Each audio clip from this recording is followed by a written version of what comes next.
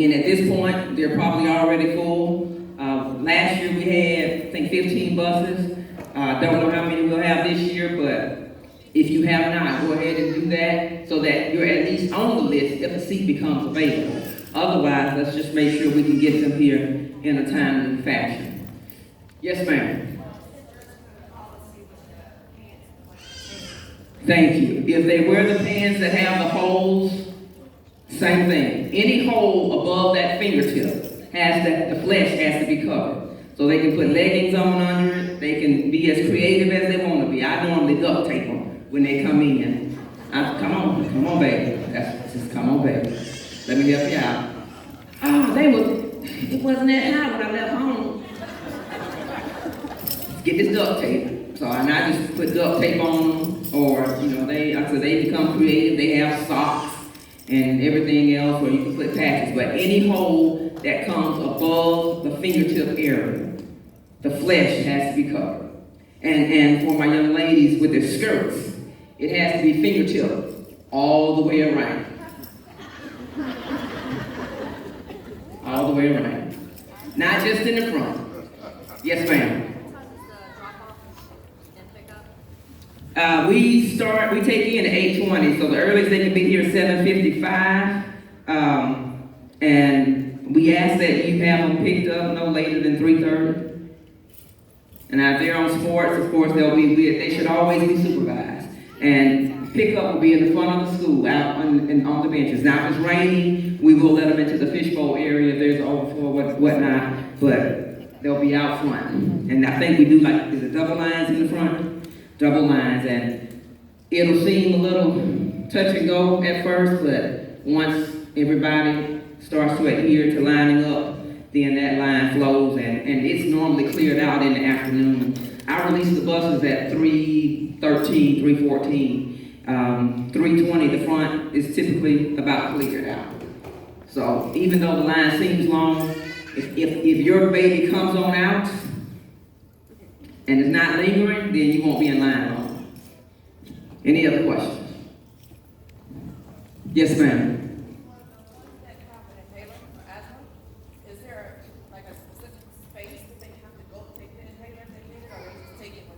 No, if they need it, and their paperwork is in there, when they need it, go ahead and take that. They don't have to carry a copy of the paperwork with them? No. As long as it's on file in the clinic.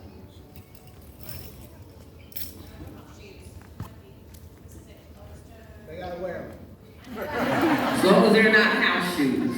And they just have to remember that this campus is large, so if they have to go from building 1 out to building 3 or 11 somewhere, then, I will wear something comfortable. But tennis shoes, sandals, as long as they're safe, that's the key. No. Please wear socks under your slide.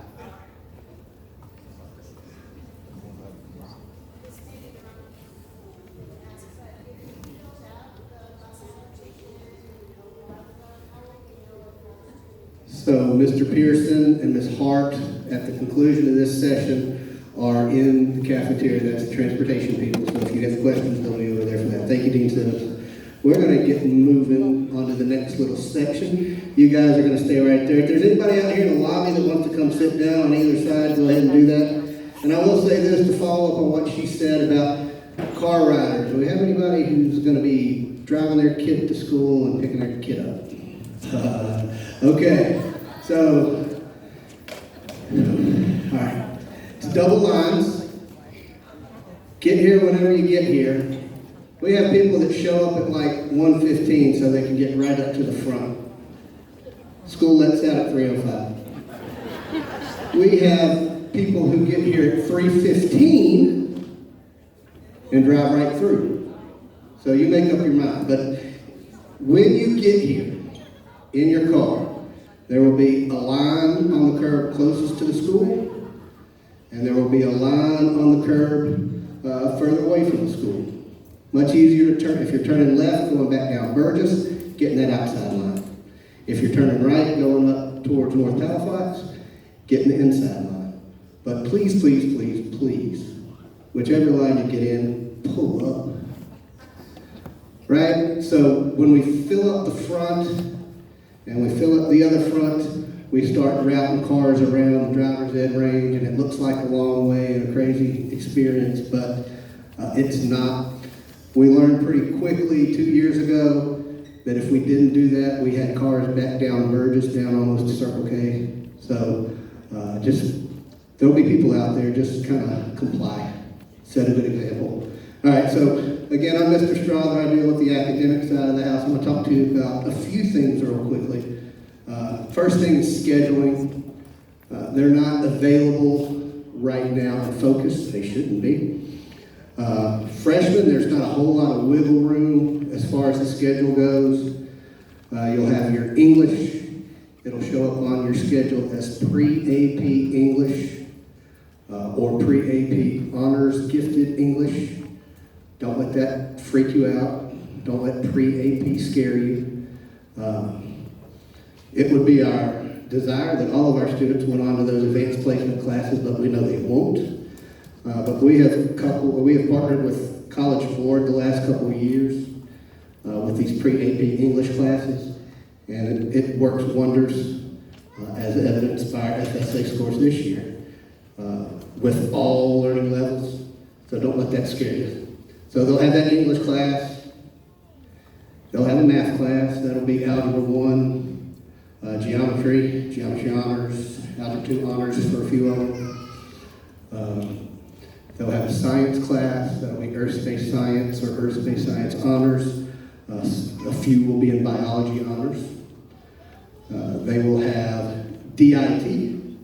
Every freshman takes Digital Information Technology. That is where we learn our Microsoft skills and get a certification in the Microsoft Office suite. They will have their Career Academy class. They will have PE, band, or orchestra. And then the last one, based on their FSA and testing history, they'll be in reading, leadership, or AP Human Geography. So that's what it's going to look like. And it's not like we just took their names and threw them up against the wall and then threw darts at it. We do a lot of work in their academic histories to try to make sure that they are in appropriate classes. We feel like that serves everybody best. It helps them be more successful. It helps the teachers. It helps the school in general. There's a lot of thought that goes into it, and it starts like January of the year before. So as soon as we knew your kid was coming here, we were pulling their academic history and starting to place them. So trust us on that. That helps our graduation rate. We're a little disappointed. Our graduation rate is down. Blame it on COVID, but I think we're going to come in at about 99% graduation rate for this past year. We sure like it to be 100%. But what that tells me is those students that are counting against our graduation rate are students who left us and thought they had a better plan, and it didn't really work out for them. So the ones that started with us and finished with us, 100% of them graduated. So trust us, trust the process, trust the teachers. Along those same lines, don't be surprised. We harp on our teachers about their grade books. It's a requirement that they enter at least one meaningful grade each week, and if it's not happening, we'd like to know about it, but we probably do know about it because we check. That's one of our metrics we check. So we don't want a student to go through the 9 weeks or 7 weeks with an A, and then you get to the end of the 9 weeks and suddenly there's an F. We tell our teachers no surprises, no surprises, no surprises. And they know exactly what we mean. We don't want you surprised by a grade. And by that same token, you don't want to be surprised. So check focus. Check focus, check focus. If you don't have a focus parent account, you'll have to excuse me, I'm burning up. I gotta get in shape. Check focus. If you don't have a focus parent account, Ms. McFarland will be over in the cafeteria after, and she can help you set one up. That's super important. I love them. I've got 2 kids here, but I don't trust them any further than they can throw me. Okay? So, unfortunately, don't take their word for it. You know, oh, how's it? Oh yeah, all A's, Dad. Okay, trust but verify, right? Check grades. And then finally, I want to talk about testing a little bit because it seems like after Christmas that our life is consumed by state testing. So your student, as of right now, must pass the Algebra 1 end of course exam to graduate. So what that means, they have to pass Algebra 1 course, and then they have to pass the test with a 3.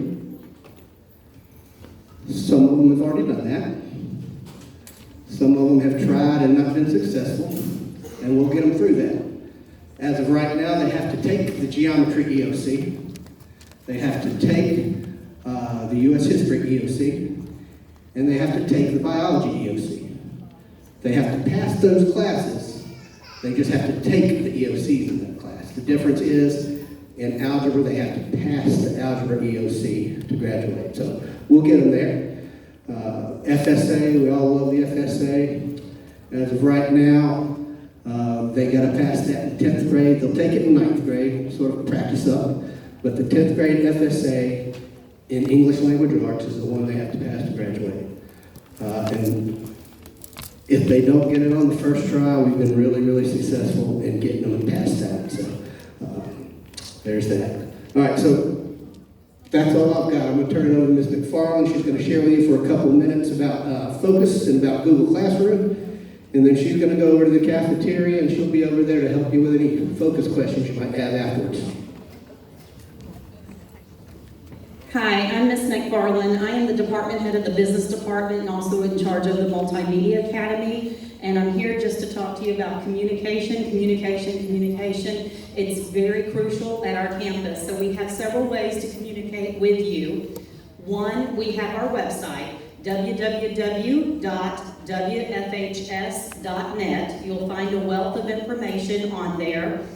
Also, we have Google Classrooms. So right now, I can tell you all freshmen have received an invite to our Google Classroom, and I know this for a fact because I've keyed every one of their names. So, you know, you can tell admin, slip some more money this way. I'm just kidding.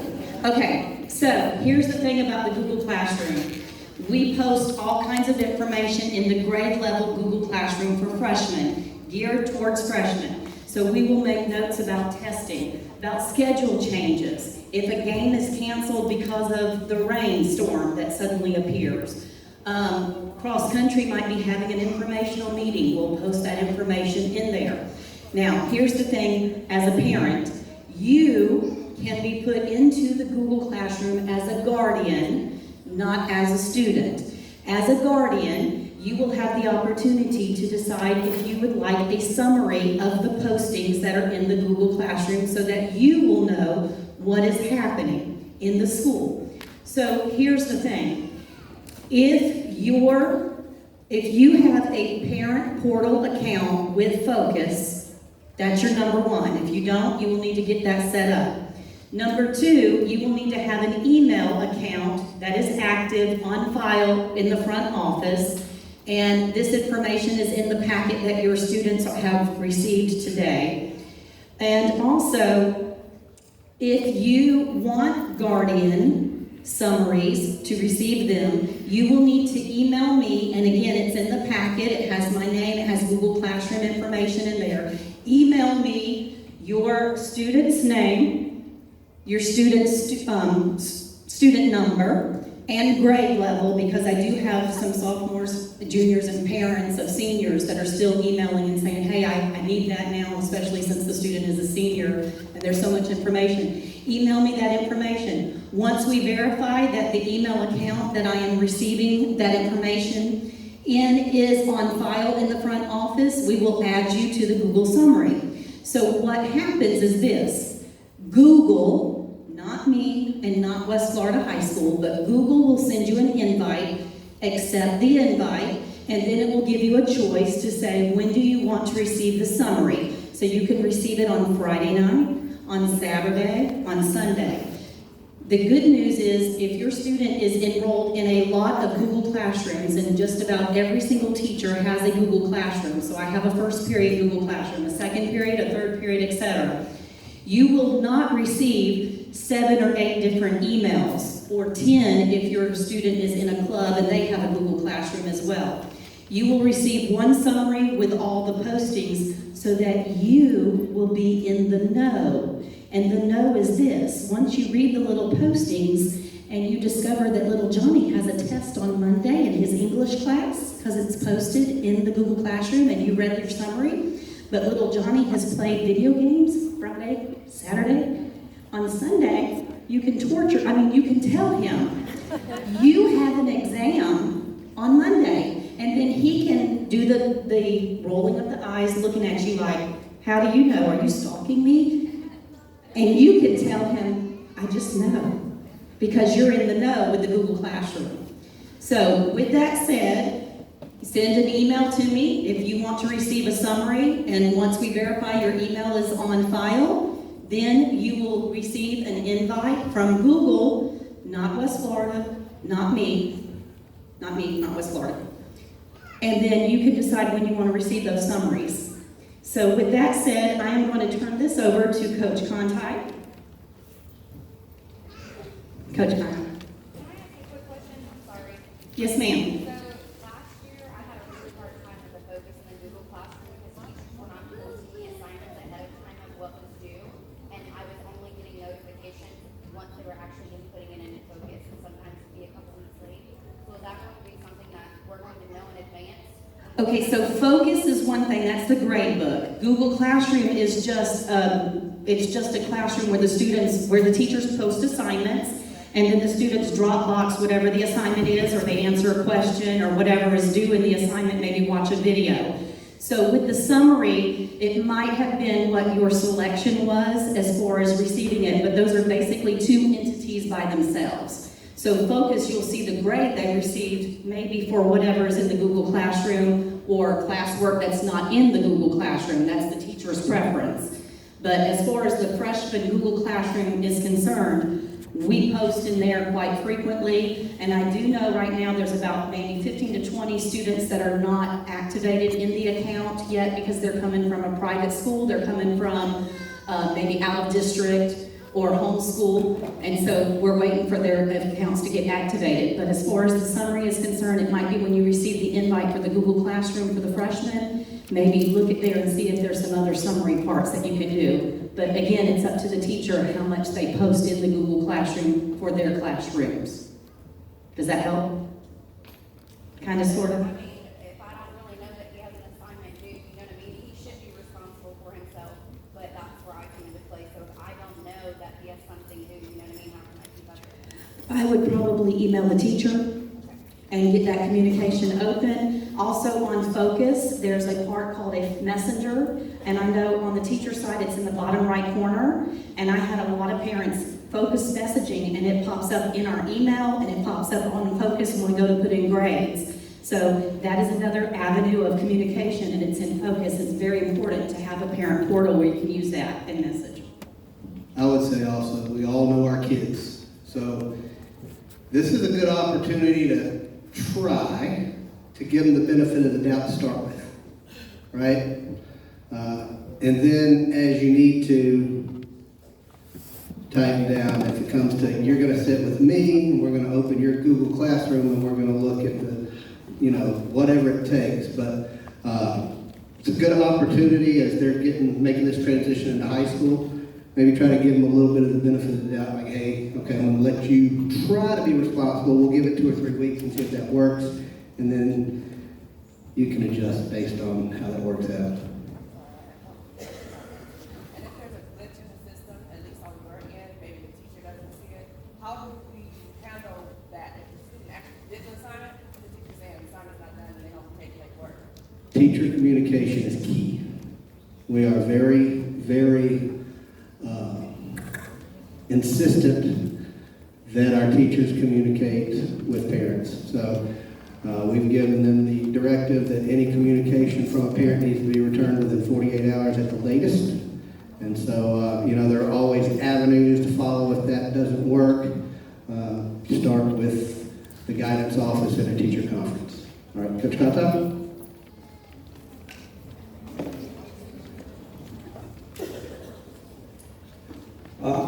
won't take long, but if you're writing stuff down, I want you to do one thing. Write this down, wfhs.net. Because what I'm going to cover right now is on that. And that you can refer back to it as far as anything to do with athletics. Oh, by the way, I'm Mark Contime, athletic director. But I need you to go ahead and actually get on that if you have questions. But what I'm going to go over right now is new procedures that you're not aware of that we're going to do. First thing, we have all the sports here. We have 3 seasons. Our first season, which is actually starting Monday, which will be our fall season. That's where we have boys and girls lacrosse. We have boys and girls golf, swimming, boys and girls swimming. We got football and girls volleyball. That's going on starting Monday. That's the start on their season. If you don't know anything about it, we got sports here that you can sign up for.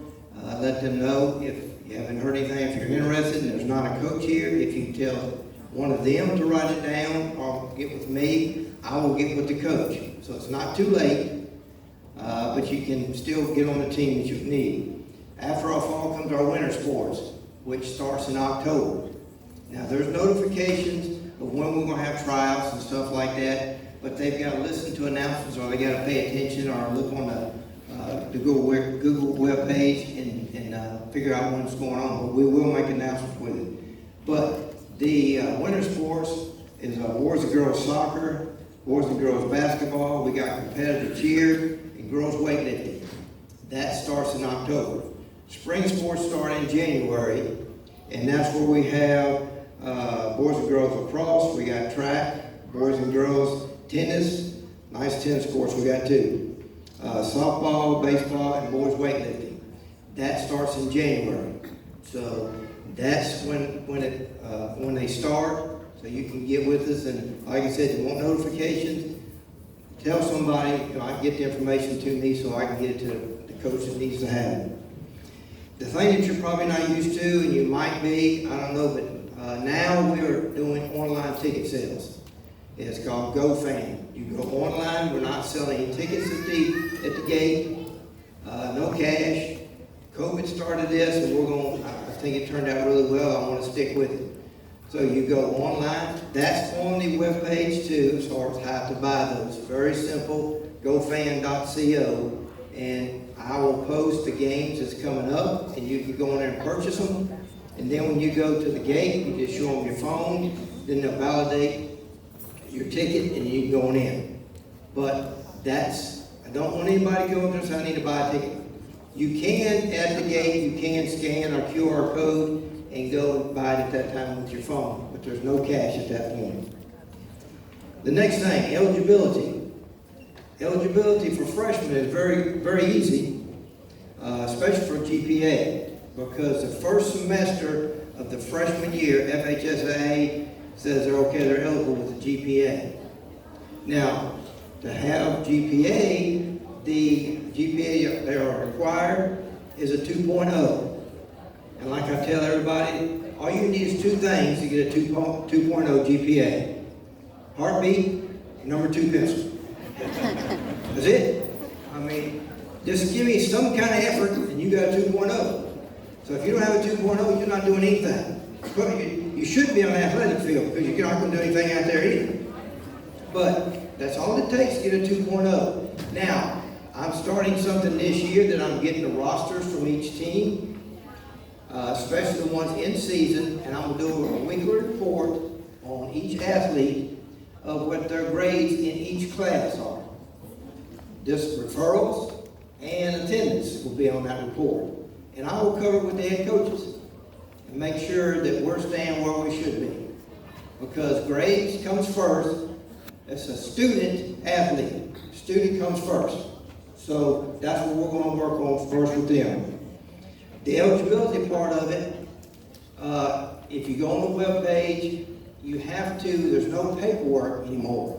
You go online, athleticclearance.com is what you'll do. On our web page, it has athletic paperwork.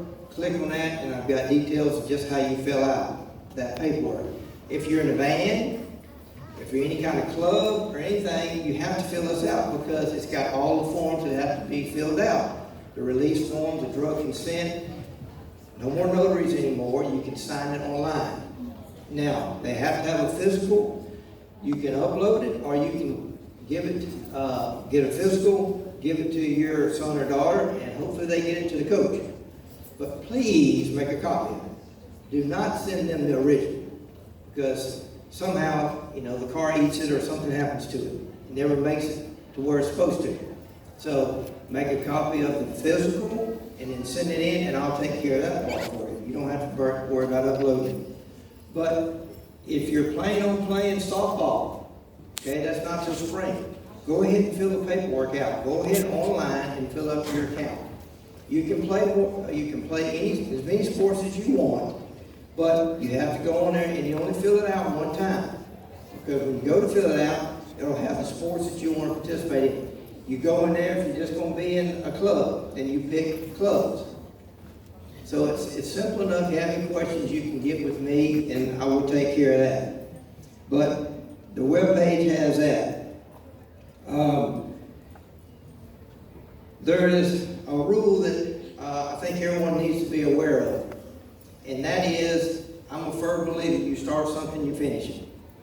If your son or daughter goes out and wants to play lacrosse, wants to do cross country, and they decide after they start running with the team, man, cross country sure does run a lot.